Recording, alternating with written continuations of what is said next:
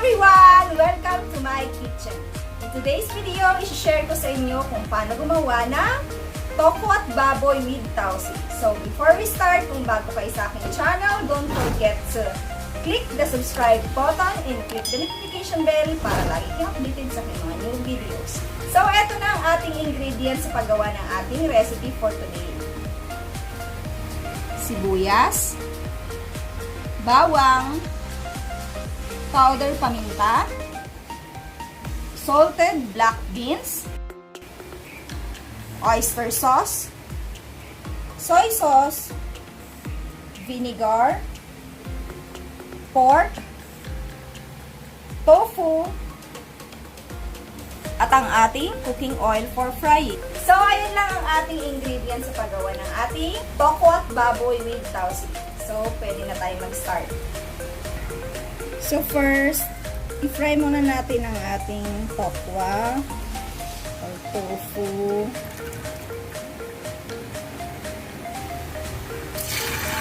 So, ilagay na natin ang ating tofu. Makat into small cubes ko siya. Same ng size ng ating pork.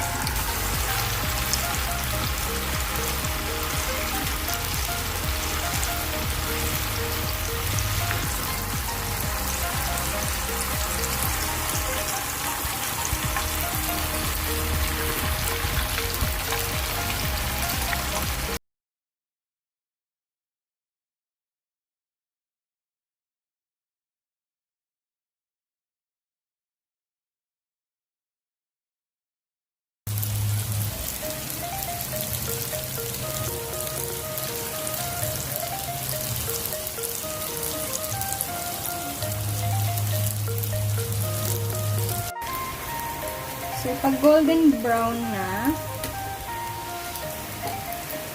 tanggalin na natin siya sa ating kawali.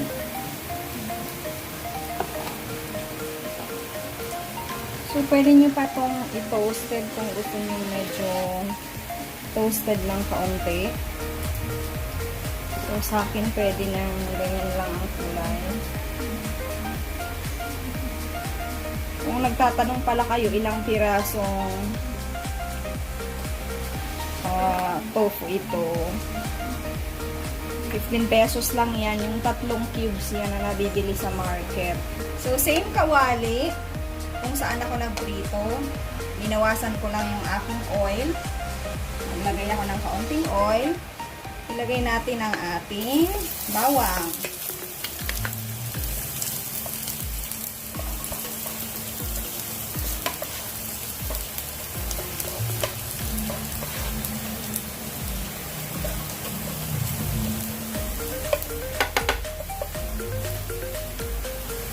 Tayo ng sibuyas. Kaunti lang ang oil na nilagay ko kasi yung ating pork may kaunting kabayon.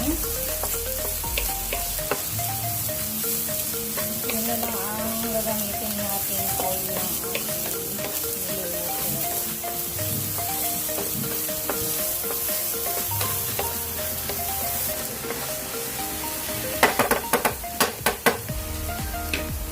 Gawin na natin ang ating pork.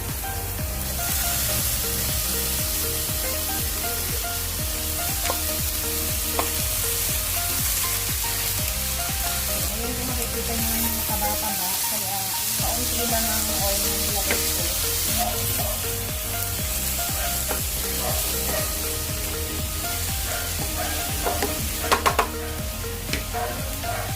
Lagay tayo ng toyo.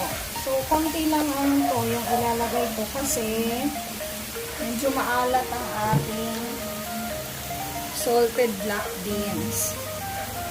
Lalagay ko ng kaunting suka.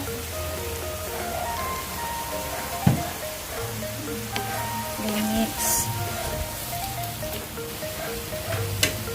Sabay na din natin ang ating powder paminta. And halo again.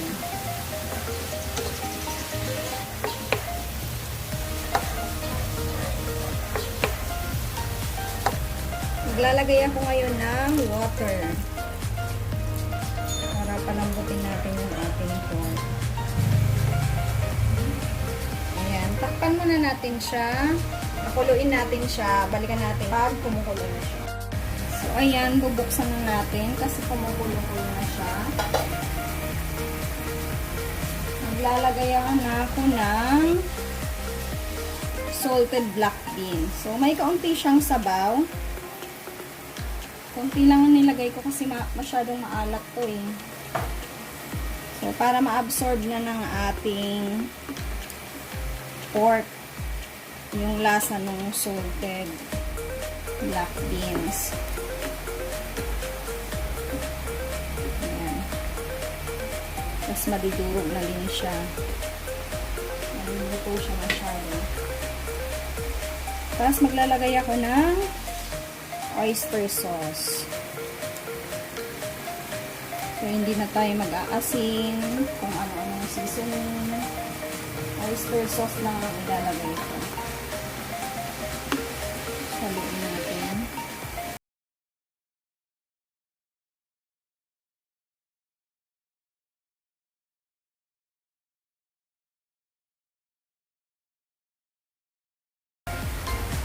So, ayan na ang ating pork.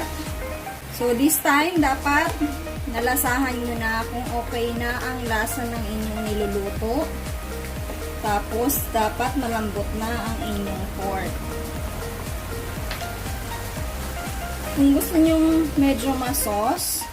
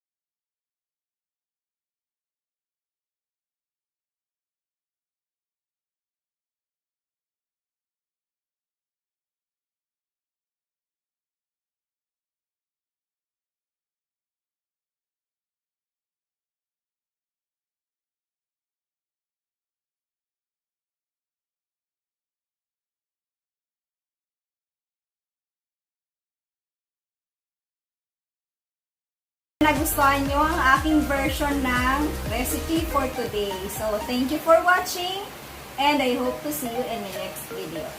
See ya! Bye-bye!